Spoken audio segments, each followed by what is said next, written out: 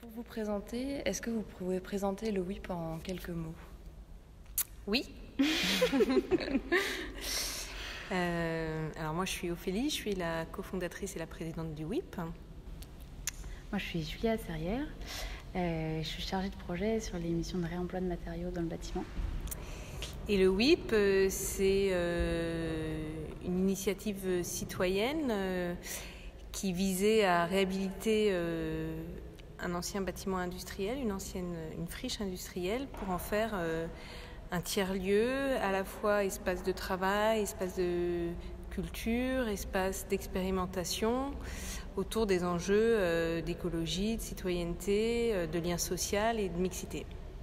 Et le WIP, qui s'est donc constitué à partir de ce collectif de citoyens, a d'abord bénéficié d'une grande énergie bénévole de nous toutes et tous, et ensuite est allé chercher des financements bancaires, des subventions, pour financer l'aménagement mobilier du lieu et les premières actions. J'ai cru comprendre que le WIP était une société coopérative d'intérêt collectif. Est-ce que vous pouvez nous expliquer un peu ce que c'est?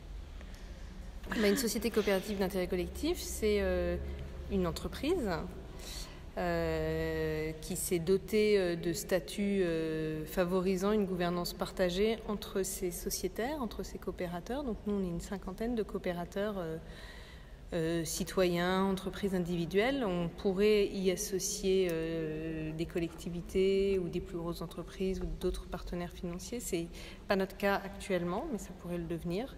Donc on est également agréé ESUS, donc entreprise solidaire d'utilité sociale ou entreprise sociale d'utilité. Je sais plus. C'est pas grave. Bref, vous trouverez. C'est tout trouvera. nouveau pour nous. ESUS, on trouvera. Entreprise solidaire d'utilité sociale.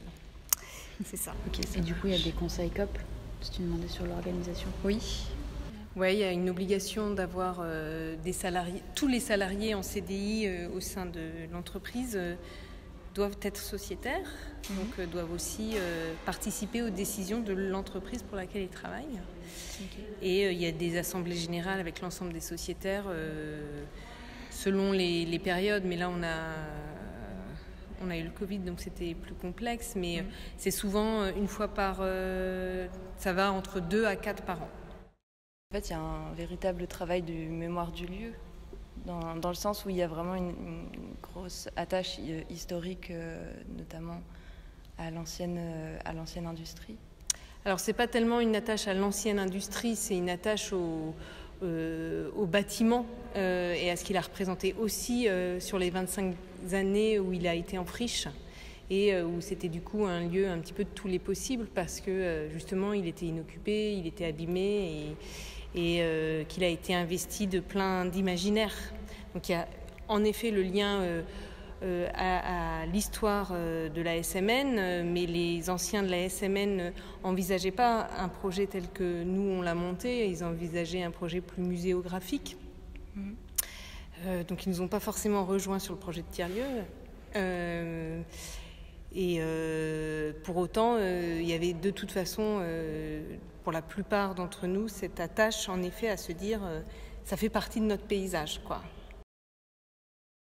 Est-ce qu'on pourrait discuter un petit peu des activités qui sont développées par le WIP au niveau culturel et au niveau des initiatives éco-citoyennes? Déjà, est-ce que tu peux nous parler finalement de qu'est-ce que le WIP propose en termes d'événements et d'activités sur son site? On veut organiser des balles une fois par mois, on organise un SAMWIP une fois par mois, où le samedi, la grande nef est ouverte à tout le monde pour y faire toutes les activités qu'on veut. C'est la fête des pratiques amateurs un petit peu, donc on a aussi des partenaires artistiques qui viennent faire une initiation art du cirque, il y en a qui viennent faire un match de foot, etc. Donc c'est un peu la fête le samedi après-midi, quoi. C'est pas Saturday Night Fever, mais Saturday Afternoon Fever, quoi. Après, au niveau culturel, on a aussi la Microfolie qui est hébergée au rez-de-chaussée. C'est un réseau national qui est géré par la Villette à Paris. Et donc ils ont une partie mini-lab, une sorte de mini-fab lab où tout est gratuit. Et ils nous conseillent. Et on avait aussi un projet de plantation d'arbres avec une association qui s'appelle Silva Domesticus, qui est une asso de plantation d'arbres et arbustes à intérêt écologique. Okay. Le but, c'est d'anticiper le réchauffement climatique, enfin le changement climatique. Et c'est un peu dans le scénario catastrophe où ce qu'on connaît comme essence aujourd'hui ne tiendront pas. Et donc on implante dès aujourd'hui des essences qui sont très rustiques, que ce soit pour la chaleur ou la sécheresse. Voilà, donc c'est un peu à la limite de la recherche et du coup le but c'est un peu d'observer comment ils se comportent ici en Normandie. Ah, c'est génial. Oui, c'est très